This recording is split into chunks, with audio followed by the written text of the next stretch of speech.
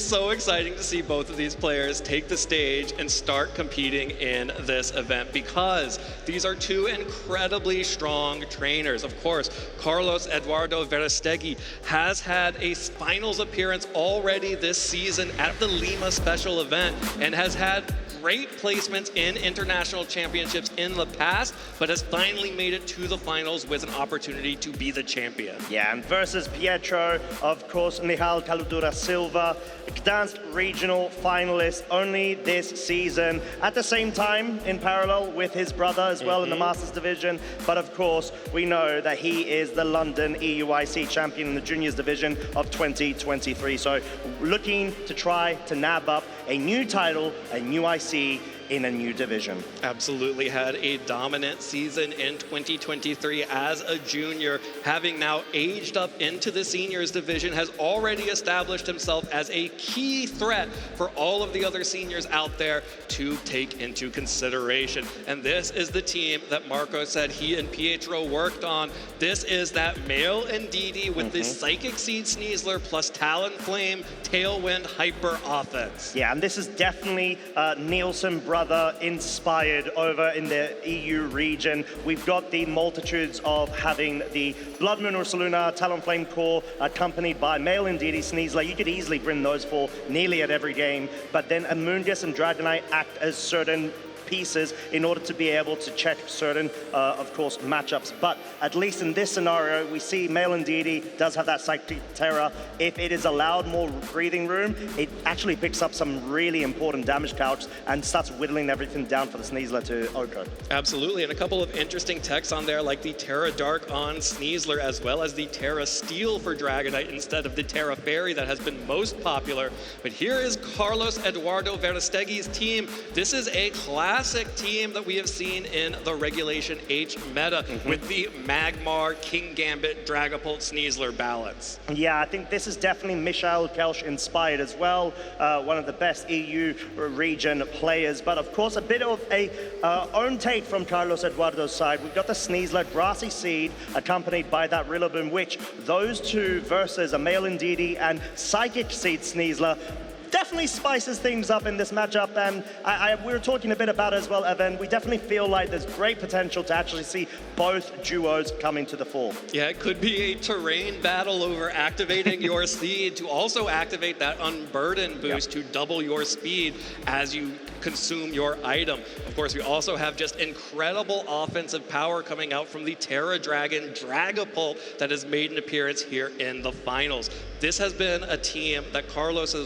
Eduardo is running that has been extremely popular in the Masters division because of the offensive threat of the Terra Dragon Dragapult alongside the Sneasler. Yeah, and something also to consider, this isn't the first time these trainers are going up against each other, not only for this event, but in general. This is the fourth time they're going up against each other. Overall, in the three earlier matches, Carlos Eduardo has the advantage 2-1, but let's see what's gonna happen. Make some noise for the seniors finals. Carlos Eduardo leading with the Primarina and Magmar versus Pietro's Ursaluna Blood Moon and the Amoonguss. It is double redirectors on the field paired with double spread attackers.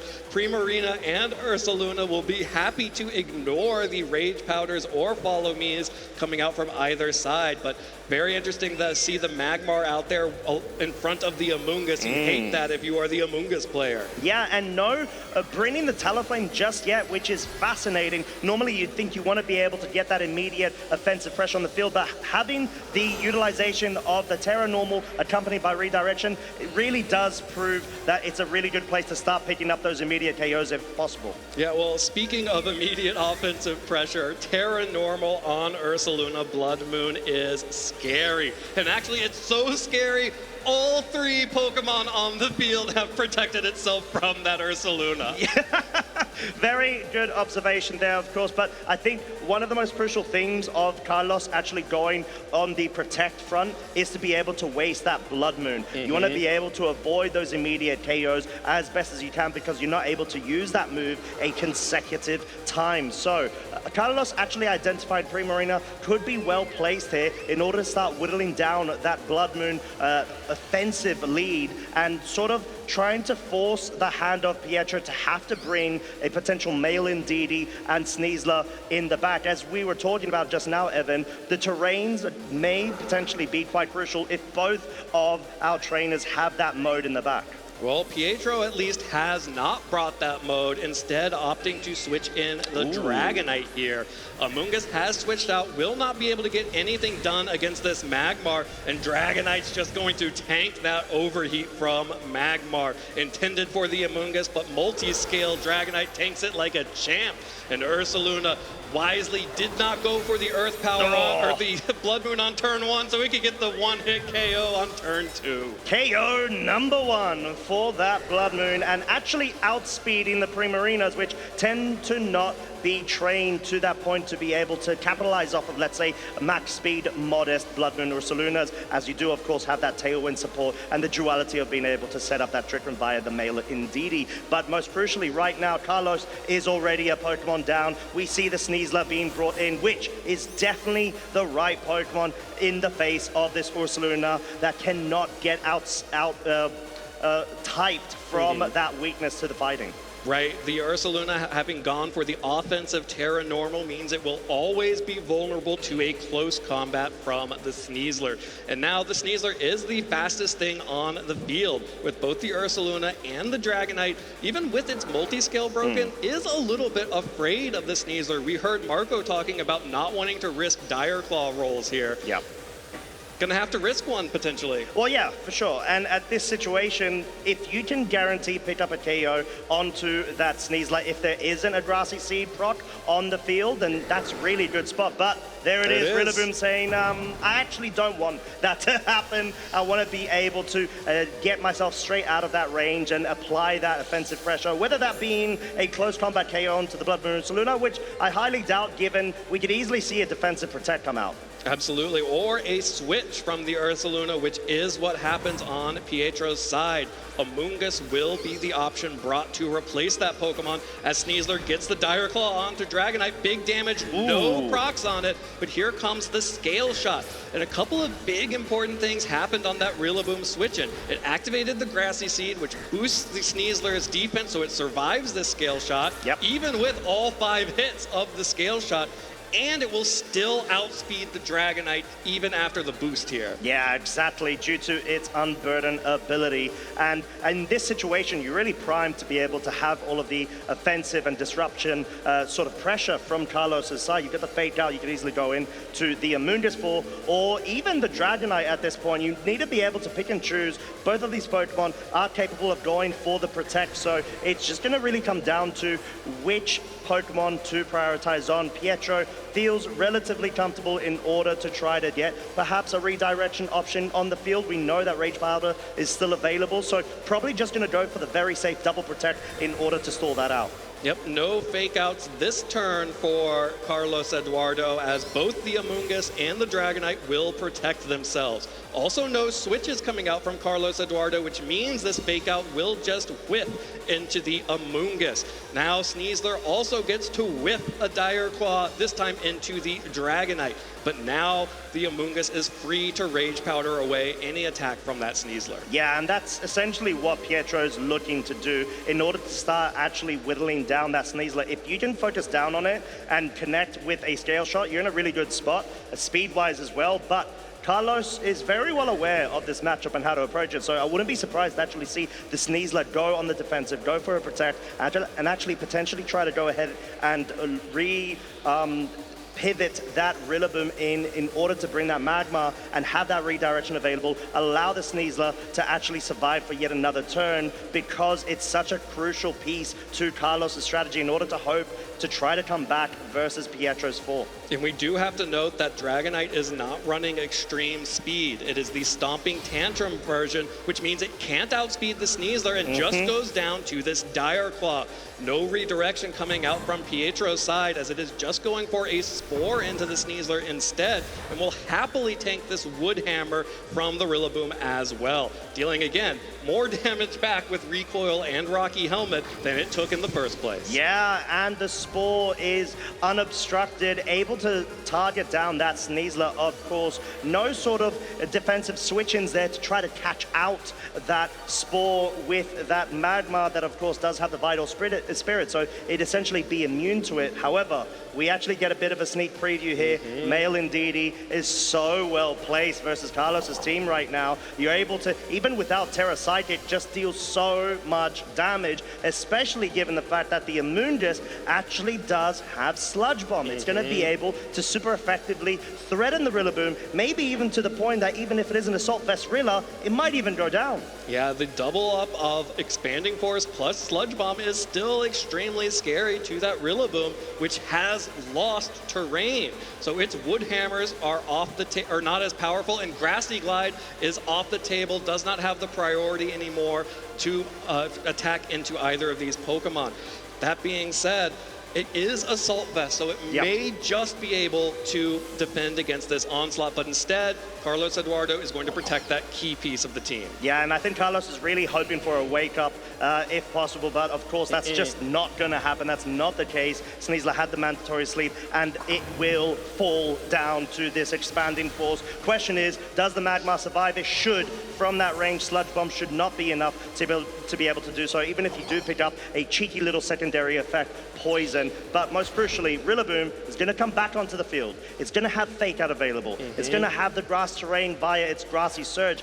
But Pietro always has that additional third Pokemon in the back. If you want to try to go ahead and get your own terrain to beat this terrain wall, you could easily go for that switch up. But that is at the cost of a potential focus with the Rillaboom into the Ursaluna slot. Yeah, and I think Indeedee, could just pretty easily switch out here to conserve terrain and win on the Expanding Force in the future.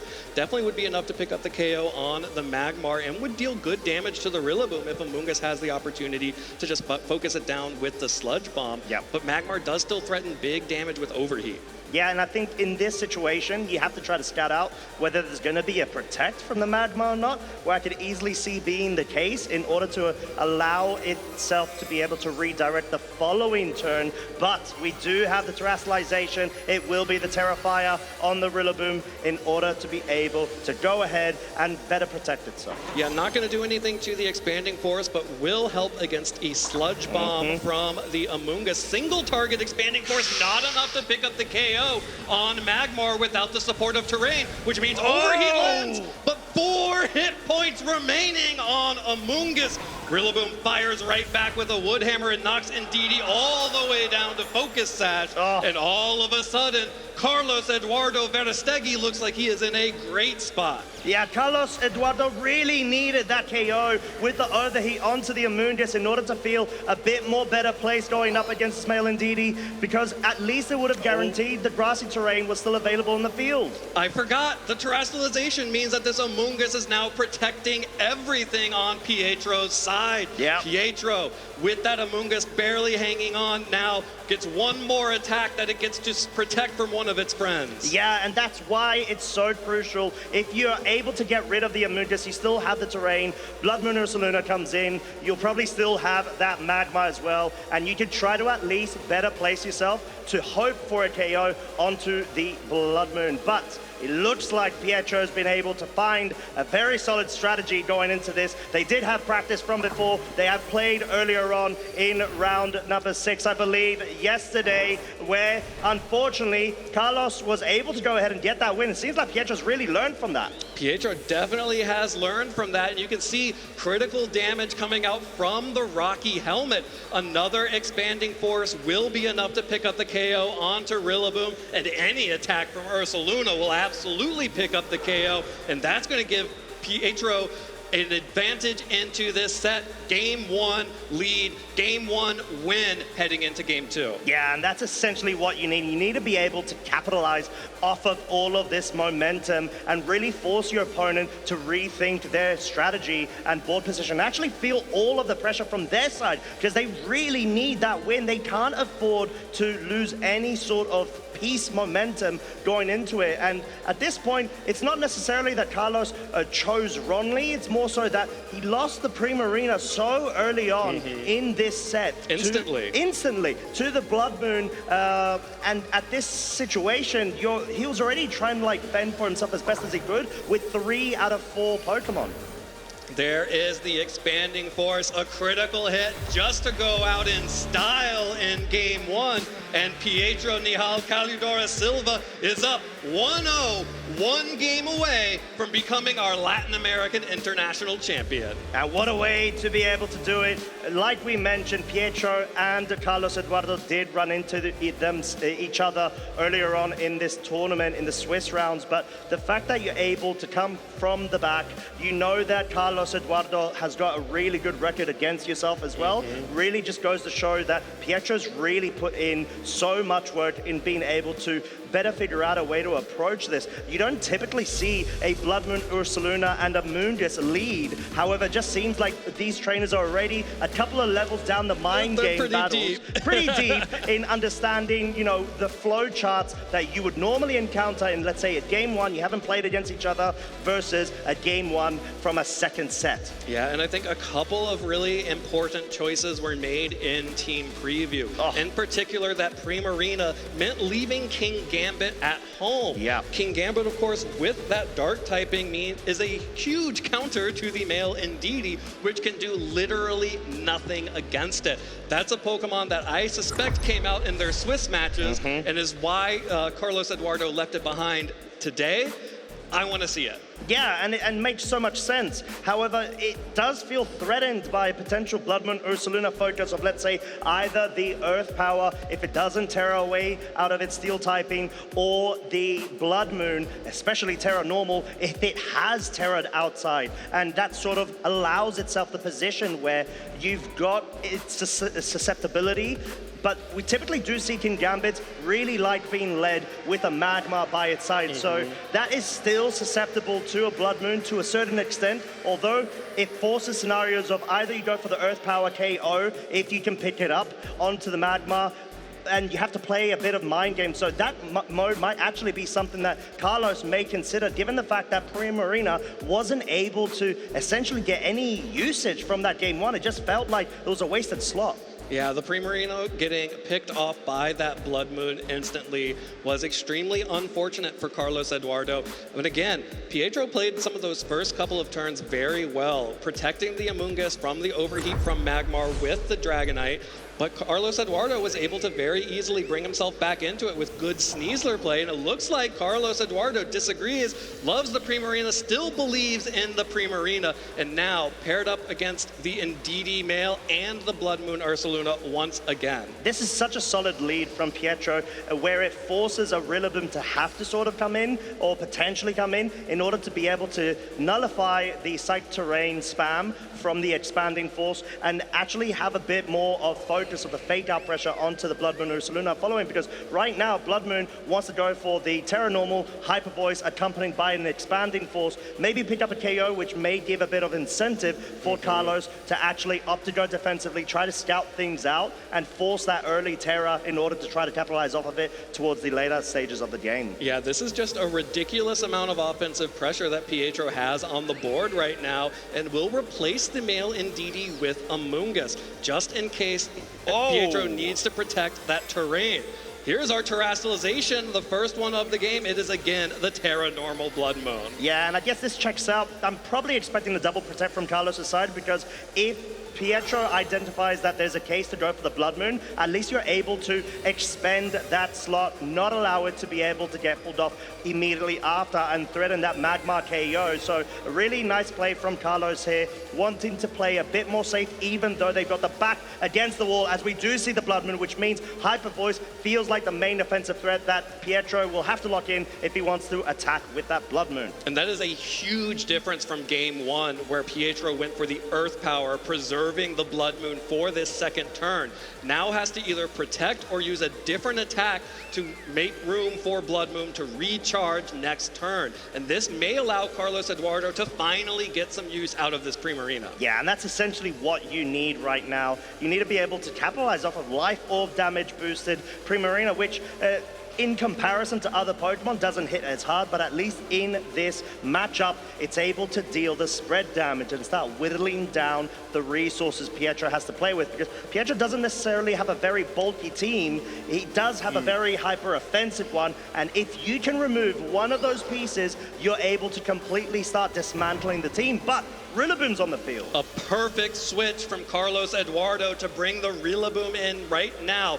Remove the psychic terrain from the field and also ignore the Amungus's redirection ability. Magmar will go ahead and terastallize into the ghost typing. Now this will not affect Hyper Voices or Blood Moons because of Ursaluna's Mind's Eye ability, but does remove a potential Earth Power weakness. Ursaluna goes for the Protect, Amoonguss also going for the Protect. Carlos Eduardo has been able to bring in the Rillaboom for free. Yeah, this is such a well-placed, patient play from Pietro, because now you've forced that Rillaboom to come onto the field. You're easily able to bring in your Male Indeedee in order to nullify any sort of fake-out priority, but most importantly, the terrain being off means that Male Indeedee enters that sweep mode that it really wants to go in order to start whittling down that Magma and not necessarily have to get redirected away because of its Follow Me. Well, here is the retreat from Amoonguss to make room for the Male Indeedee, resetting the terrain here. Psychic terrain is back on the field. That will reduce the amount of damage that a Wood Hammer could deal from the Rillaboom. No priority. Overheat connects onto Ursaluna. Targeted down. Big damage from the Magmar. And now Rillaboom moves first, and it's gonna stomp that Ursaluna with the Wood Hammer. Knocks it down. Huge KO for Carlos Eduardo. And the crowd absolutely goes wild with that, as it's such a key piece to be able to remove. Sure, at the expense of the terrain, but that's an acceptable trade-off given that the Terra's already been utilized. You've removed one of the main damage sweepers from Pietro's side, and you're gonna have to try to force his hand in order to find a new sweeper to take up that role. And Male Indeedee, yes, it is in a prime position to just go and click Expanding Force. There's no reason why you shouldn't. So this does allow a bit of a free slot for Dragonite to potentially get in on the damage, get a couple of additional speed boosts, and maybe at some point be able to outspeed a couple of Pokemon. But I'm not expecting that to be the case for the Sneasler in the back, though. Yeah, if there is the Sneasler in the back for Carlos Eduardo, that will not be enough to outspeed an Unburden boost as well. Carlos Eduardo will retreat the Rillaboom, does not want to give up all of that free damage onto that Pokemon, will switch in the Primarina as Magmar goes for the Protect. So now, both Pokemon on Carlos's side are going to be immune to any Dragon-type attacks, but this Primarina is not immune to the Expanding Force coming out from the Male Indeedee, and not immune to the Stomping Tantrum. Pietro making the call there, putting Primarina all the way down to red health. Lovely play there, being able to cover for that Primarina switch in. And at this situation, yeah, okay, you're potentially going to lose your Psych Terrain, but you are really removing the available resource Carlos has to play with. If you pick up a KO on this Primarina, you really start opening the door to be able to further dismantle and make things a bit more fair in terms of the board positions, as we know that Pietro has the Amoonguss in the back. It will still be able to have access to redirection, and if the Sneasler is indeed in the back for Carlos Eduardo, it's going to be able to redirect it. Well, here is the withdrawal of Primarina. Carlos Eduardo is still protecting Primarina, protecting the pieces that he has available to win this game. That will mean that the terrain has changed once more into the grassy terrain, and the Expanding Force into Rillaboom does very little damage. Pietro now does get a scale shot off into the Magmar, which did not go for Follow Me this time around, and that could be big for Carlos to either break multi-scale or break Focus Sash on either of these Pokemon. Yeah, at this point you want to be able to at least, I would probably hedge my bet on that Male Indeedee, because you need to make sure you get rid of that terrain nuisance in order to open up your Rillaboom further in the back. And Magma does survive obviously from that scale shot, but it's at such a low HP range, another scale shot focus into it will probably be able to pick up the KO at the current range.